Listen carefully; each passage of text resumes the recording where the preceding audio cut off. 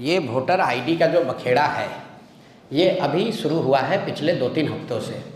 अभी 1.5 बरस पहले बिहार में चुनाव हुआ, पूरे देश में चुनाव हुआ। उसी वोटर लिस्ट से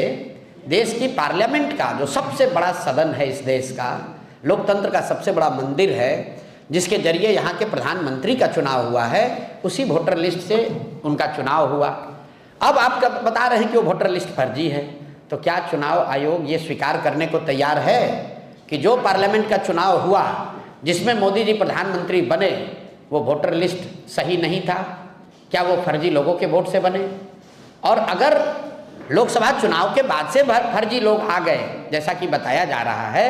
सूत्रों के हवाले से कि नेपाली और बांग्लादेश के बहुत सारे लोग बिहार में वोटर लिस्ट में अपना नाम घुसा लिए हैं या बिहार में आके रह रहे हैं, तो इसका दोष, इसका जवाब भी एनडीए की सरकार को ही देना होगा।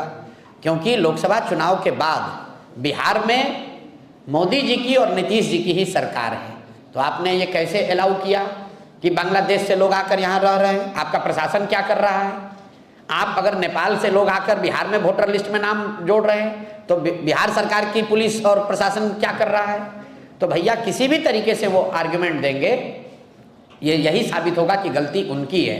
ये पूरा बखेड़ा इसलिए खड़ा किया गया है कि एनडीए को, सत्तारूढ़ दल को ये डर सता रहा है कि 30-35 बरस के बाद बिहार में लोगों को एक नया रास्ता दिख गया है, और खासकर उन लोगों को जो प्रवासी मजदूर हैं, जो गरीब हैं, जो इस व्यवस्था से के मारे हुए लोग हैं, जिनको इस व्यवस्था और इस भ्रष्टाचार से की वजह से जिनका जीना दूभर है,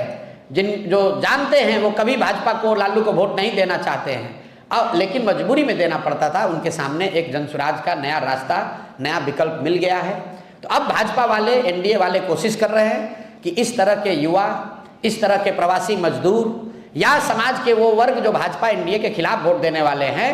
उनको वोटर लिस्ट के शुद्धता के नाम पर उनको परेशान किया जाए, और जहां तक हो सके उसका इंडिया से है तो जल्दी से वीडियो को लाइक करके चैनल को सब्सक्राइब कर लीजिए।